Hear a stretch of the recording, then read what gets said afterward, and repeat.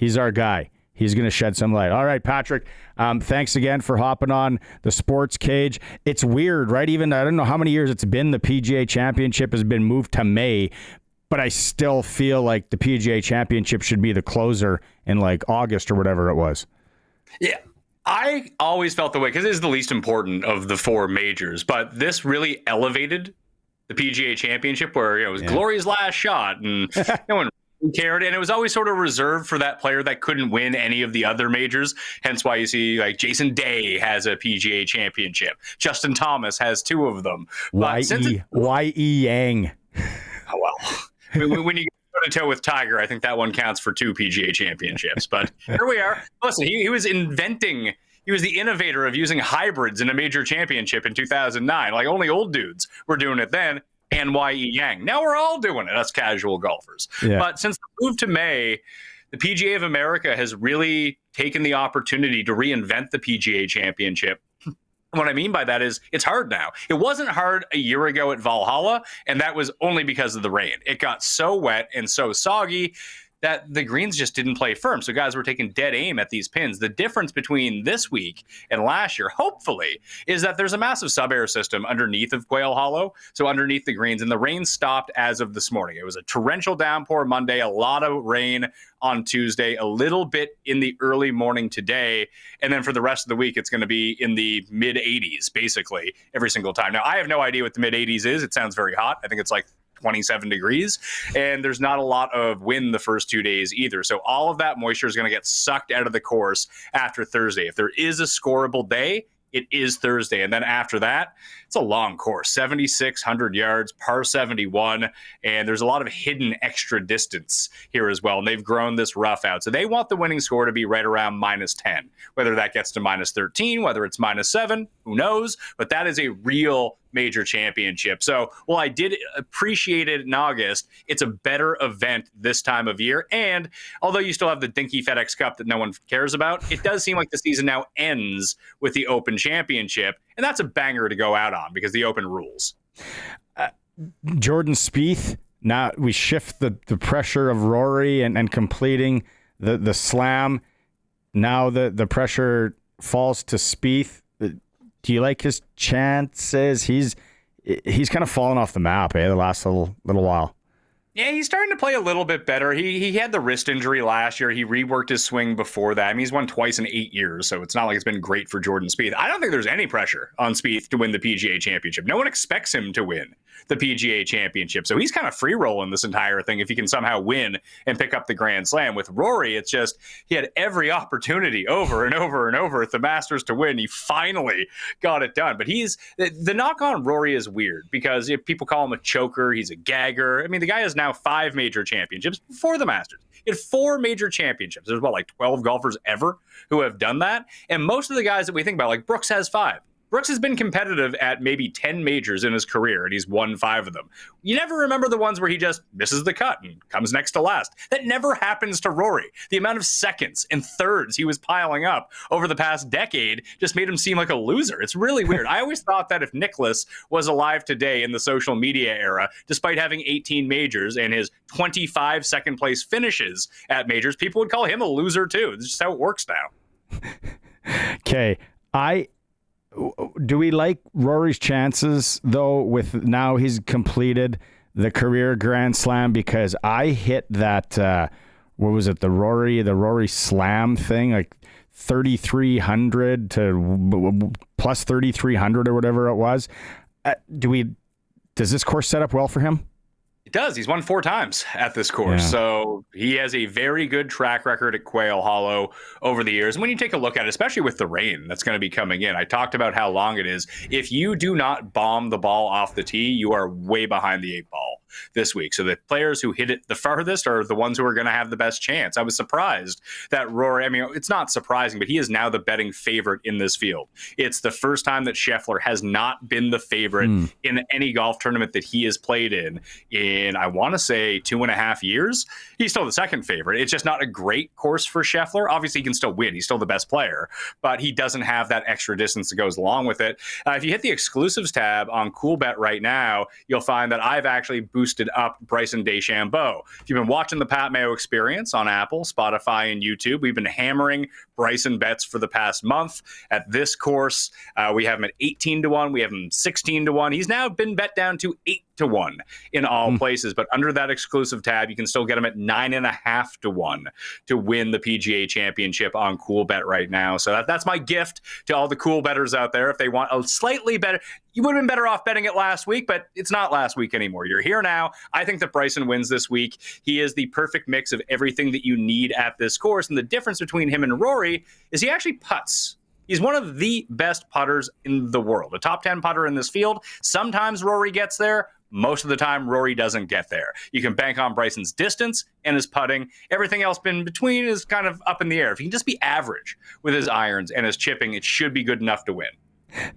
I was watching last night, and they were going through when Justin Thomas won here, the PGA Championship, and they show it. He hits it all over the park. He hits it in places, and he's getting bounces and all that. So a guy could spray it a bit on this course and maybe get some luck and still be in it. It depends on where you miss. Like, there's not a lot of OB, but there's water on 7 of the holes, and it's usually down the left-hand side, which is not normally Justin Thomas's miss. He misses right. Scheffler misses left when he misses. Rory misses left when he misses. So you got to keep that in mind. I actually bet Justin Thomas as well. He's currently 19-1. Those are the big two. You got Bryson, you got Justin Thomas. One of these top 8 players is going to win. So the more you can get odds value-wise of those 8 guys, you got to do it. Thomas won here last time, although I wouldn't look too much at the 2017 PGA Championship when it was contested here. They had just done a renovation to the course, and it was in August. So it was all Bermuda grass at this course, and it was in the middle of a complete drought. It played as firm, as fast as it ever will. Now in May, it's not Bermuda, it's Poa Travalis, ryegrass. They can't grow out the rough as much as they did that year, so missing the fairways, even less important this time around. You can hit it basically from anywhere, and the greens are not going to be as fast. We saw a really weird combination of players at the top of the leaderboard. It was sort of the antithesis of everything that I'm talking about in terms of bombers. It was Patrick Reed, Hideki, Justin Thomas. Now, Justin Thomas does mash it a mile. Graham Dillette was actually inside the top 10 that year. If people still remember Graham Dillette, I'm sure you guys do very well. Right. But Kevin Kisner, and just these short, Francesco Molinari, short hitters, great short games. That is not how this course is going to play almost 10 years later. Okay, so I've dabbled in both. Do you like when a guy, and people out there that might just want to get in the game a little bit? Do you like playing the top 5 finishes or placing in the top 10? What should a person look at? And then maybe who are a couple guys? I hate these markets. I play golf betting to win. I'm trying to increase my bankroll as we go through it. If you are, I bet this guy outright to win as well at 250-1. He's probably not going to win. But if you did want a long shot top 10 bet, or hell, even a top 20 bet, there's 2 guys that I'm looking at. One is Dean Burmeister. Mean Dean is killing it on LIV right now. And the LIV guys, well, maybe not the greatest players. Some of them still are very good. Obviously, Bryson's still very good. But Burmeister's been almost near the top of LIV for 2 years now. He was never a full-time PGA Tour player. He was a DP World Tour player from South Africa that they took, but he had been inside of the top 30 in the world rankings. Just most people in North America didn't know who he was. But his entire game is hit it as far as possible, smash your long irons. Guy can't putt to save his life. He was 12th at the PGA Championship last year, plays long, hard courses really well, an immaculate short game. So if you're looking for top 10 odds, that is a route where I would go. He's probably like 16-1. He probably pays as much as Justin Thomas does to win the tournament, just to come inside the top 10. The other guy that I've been looking at, it's even longer odds down the board, is Eugenio Lopez Chicara. He was second to Ludwig Oberg in terms of the amateur golf rankings before Ludwig turned pro. They turned pro at exactly the same time. Now, when you take a look at Ludwig, he's 20-1 to win this tournament. He's competed in the Masters, almost won it 2 years ago, finished inside the top 10 this year. We consider him to be one of the 5 best players in the world at this point. Well, Chicara was right behind him. They were about the same as amateurs. The problem was he went to LIV. and he won his first ever live start as a 19-year-old or 20-year-old, whatever it was.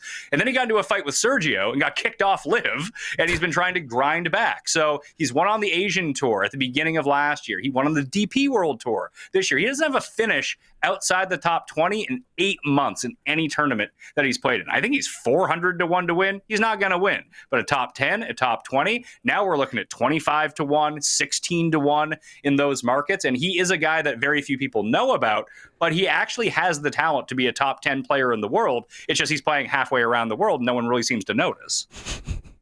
Yeah, he might have played this week in front of me at the Royal. Who knows? How do you, what's the last name again? I got to write this down. Eugenio Lopez Chicara. Chicara. All right. I like that. What about Canadians? Quickly. I like Connors as first round leader. I mean, you don't want to bet him to win anything because he doesn't win anything, but as first round leader, maybe he can do that. He was first round leader of the PGA Championship 4 years ago at Kiowa. He was second to Xander after the first round at Oak Hill 2 years ago. If he's ever going to win a major, the PGA Championship is perfectly suited to what he does well. It's just he can't putt, so that's going to be a real problem on Sunday. All right.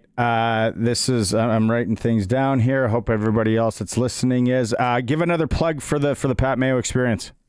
Yeah, Pat Mayo Experience, the world's largest golf betting show, produced out of Halifax, Nova Scotia, formerly in New York, now in Halifax, Nova Scotia. It's more fun up here, I got to tell you. I'm close to Cabot, so I can get up there and play. They actually have a Cabot giveaway on CoolBet right now, too. If you ever, I'm going there next week. I play it twice a year because I live out this way now, and it's amazing. A trip for 4. All you need to do is opt in on CoolBet right now. I mean, you can take some of these plays if you want to go do it, or just fade all my plays. Bet these guys to miss the cut if you think I'm actually absolutely full of it. But it's a great opportunity to go into that. But Mayo Media Network on YouTube, I do golf shows every single day.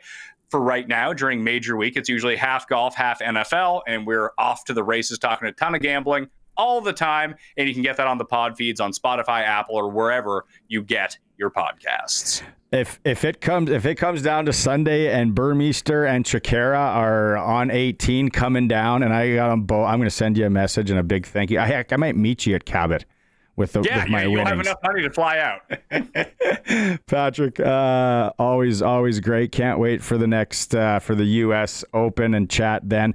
Thanks for the insight and for being a part of this. Absolutely. Thanks for having me on.